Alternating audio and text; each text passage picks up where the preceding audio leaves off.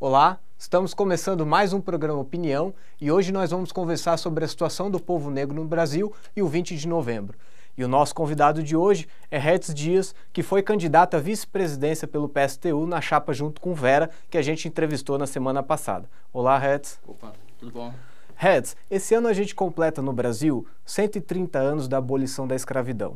A data oficial para se comemorar esse feito é o 13 de maio. No entanto, o movimento negro prefere adotar o 20 de novembro como data para se comemorar a luta do povo negro.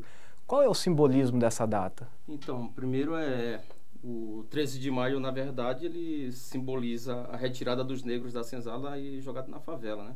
Esse é um elemento fundamental. Então, 13 de maio é um dia de denúncia do racismo no Brasil.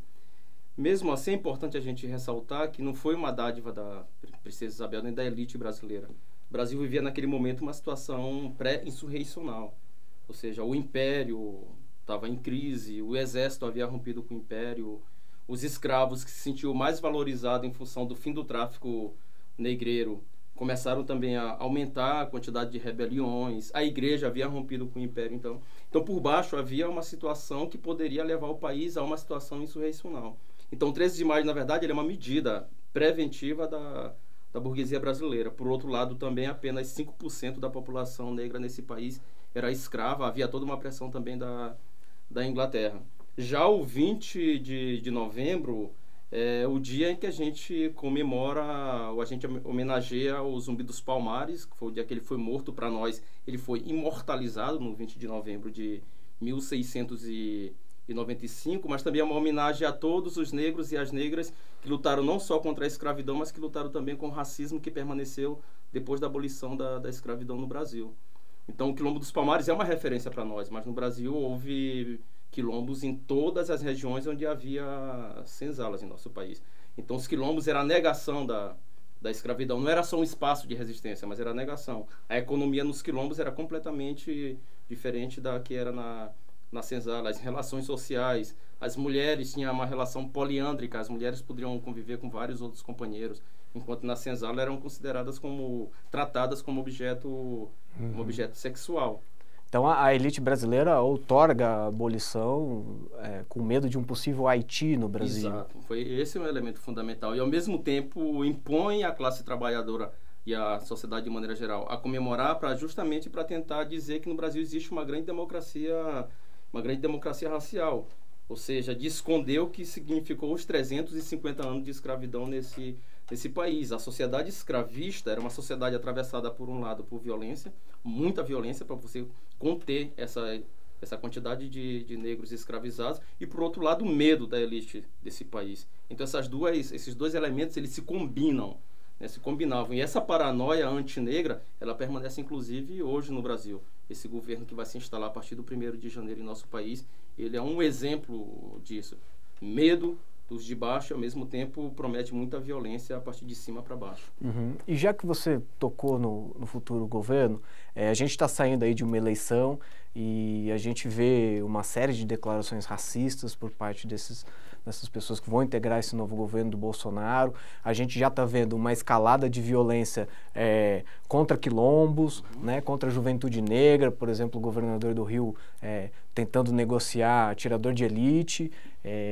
O que a população negra e a classe trabalhadora no Brasil pode esperar do futuro governo Bolsonaro? Então, primeiro, acho que é importante a gente entender o que é esse governo, né? Ele é um produto de uma crise, né, tremenda do capitalismo mundial e também brasileiro. Ele é produto, inclusive, dessa política de conciliação de classe, esgotamento dessa política por parte do PT. Ele é produto das traições que tiveram a luta da classe trabalhadora e dos setores oprimidos nesse país nos últimos anos, principalmente a greve do ano passado e a greve dos caminhoneiros esse ano que foram traídas. O Bolsonaro e todo o seu grupo, ele tem um elemento que o diferencia dos outros governos. Todos os outros foram racistas, mas ele é um racista declarado. Os outros era tentar esconder que no Brasil havia uma democracia racial e por baixo os ataques aos negros e às negras. Ele é abertamente racista, declaradamente racista, que diz que os negros têm que tratar os brancos como tratavam na época da escravidão, Um governo que, inclusive, com base no que significou o PT para a população negra, especialmente para o Haiti, disse que vai adotar no país o mesmo método que foi adotado no Haiti, quando as tropas brasileiras invadiram o Haiti, a mando de Bush, e aqui coordenada pelo PT. Inclusive, o general Heleno é parte do governo do Bolsonaro, era parte do governo do PT. Então, é a fração da burguesia que sempre esteve na Casa Grande, que nunca saiu da Casa Grande. Uhum. E que, pelo contrário, levou o PT para a Casa Grande. E fez com que o PT fizesse todo o jogo sujo contra a classe trabalhadora e contra os setores oprimidos. E depois deu um pontapé no traseiro do PT. Mas esse governo é um governo que está entrando numa situação explosiva com isqueiro aceso. Ele promete derrotar a classe trabalhadora, mas eles também podem ser derrotados pela classe trabalhadora. Eles prometem colocar o exército na rua, mas eles também podem estar levando o exército brasileiro a uma aventura política, porque a classe trabalhadora desse país não está derrotada. Os negros e as negras não estão derrotados. Os setores oprimidos não estão derrotados. É necessário que haja uma unidade entre os setores oprimidos e a classe operária nesse país. Não à toa, o Bolsonaro perdeu em 85% das cidades, dos municípios de maioria negra, porque uma parte expressiva da população negra desse país percebeu que ele será um governo extremamente racista. E, Hetz, o Bolsonaro tem prometido como política de segurança o maior encarceramento, né, e carta branca para a polícia matar. A gente já viu, durante os governos do PT, um crescimento absurdo do encarceramento, principalmente da juventude negra, e você estava comentando mais cedo com a gente que o governo do Flávio Dino, do PCdoB no Maranhão, adotou uma espécie de carta branca para os policiais perseguirem, né, e massacrarem a juventude nas periferias. O que a gente pode esperar dessa política? Ela é de fato uma coisa diferente do que já vem sido aplicado no Brasil? Vai se aprofundar, tende a se aprofundar. É isso que ele promete, mas isso depende muito da dinâmica da luta de classe. O Brasil foi um país bem diferente dos outros países em que houveram ditadura militar na América Latina. O Brasil manteve a polícia militar intacta. Os outros países foi dissolvida a polícia militar.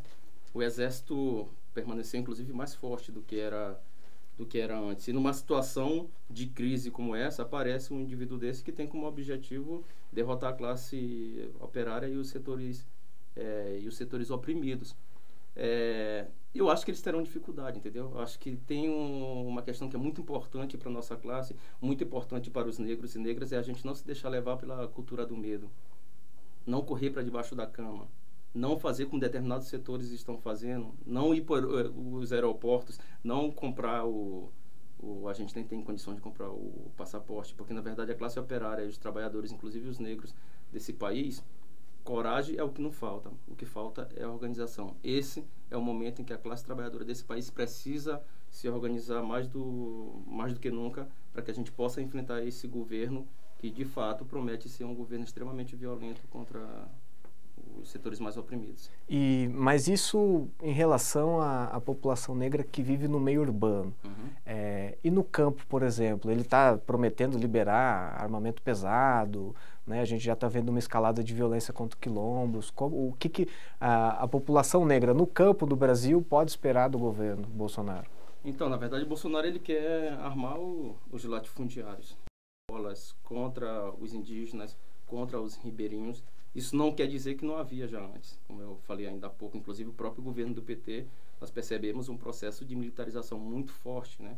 Foi o governo que criou a Força Nacional, né? Diminuiu a quantidade de titulação de terra de quilombolas, a demarcação de terras indígenas. Garantiu a aplicação da lei e da ordem, exato, né? Que inclusive o exército nas comunidades. Exato, inclusive o governo Temer utiliza isso e o Bolsonaro vai utilizar, por exemplo, a lei antiterror.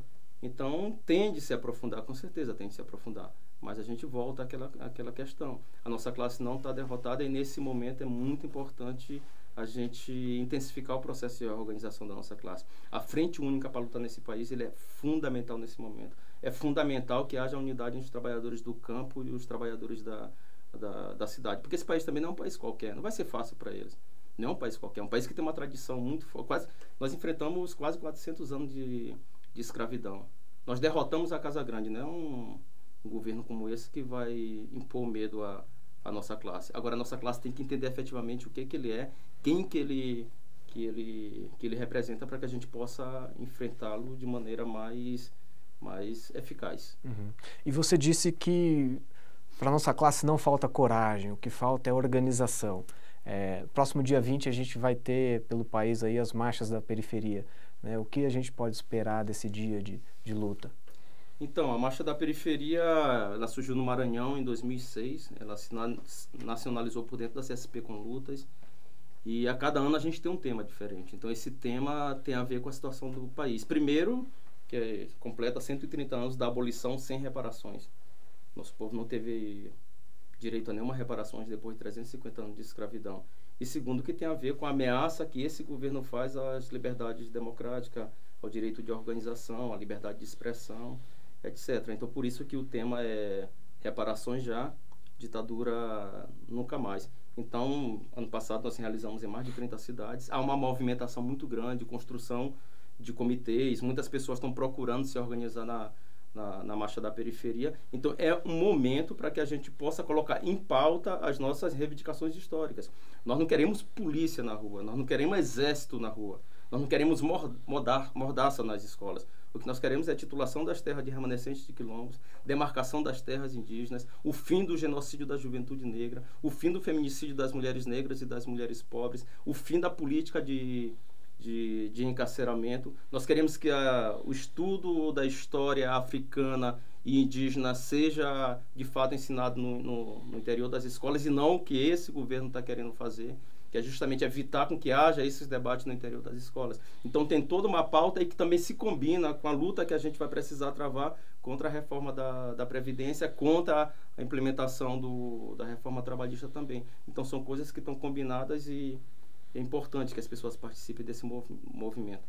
E Hetz, derrotar o governo Bolsonaro é suficiente para resolver a questão do negro no Brasil? Não, porque ele é um produto desse capitalismo podre do nosso país, que é mundial, inclusive.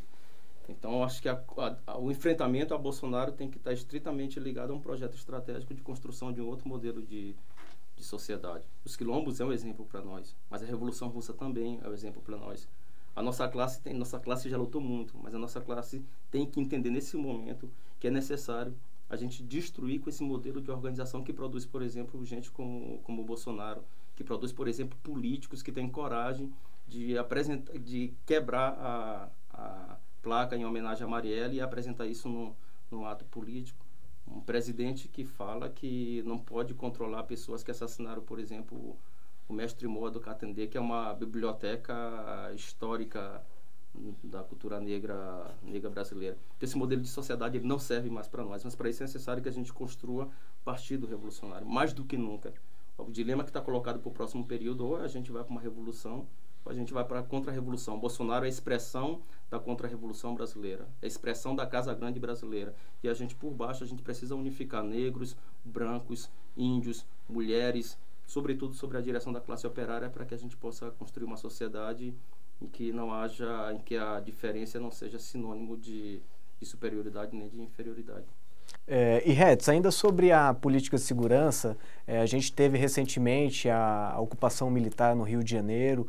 Me parece que de alguma maneira o governo brasileiro hoje tenta reproduzir no território brasileiro, nas comunidades, o que o Exército aprendeu no Haiti.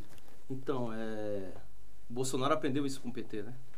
Então, em 2004, a mando de Bush, o Lula nomeou o general Heleno, que hoje está no governo do Bolsonaro, e ocuparam o Haiti, cometendo um dos maiores crimes da história recente da América Latina. Um crime nacional e um crime também racial, porque o Haiti representa muito para o movimento negro mundial.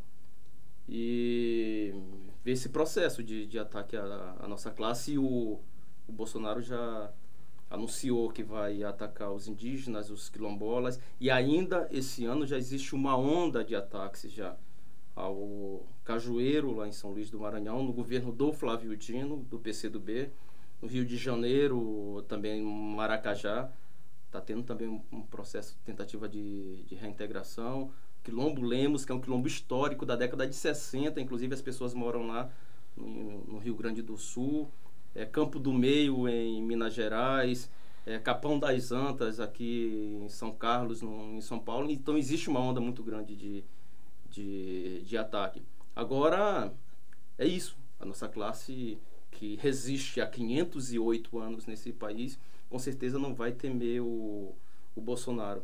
Pouca gente sabe o que está passando na cabeça de quem mora na periferia. Pouca gente sabe do que está passando na cabeça de quem está dentro das fábricas. Pouca gente sabe, inclusive, o que está na consciência molecular de quem votou em Bolsonaro, achando que ele é anti-regime, e depois vai entender que ele é parte do regime. Nós não devemos julgar um exército só pelo que pensam os generais. Inclusive, eles deviam pensar isso. Nós devemos julgar um exército pelo que pensa também os seus soldados. Então, a classe trabalhadora desse país não está derrotada. E ele está jogando muita lenha na fogueira.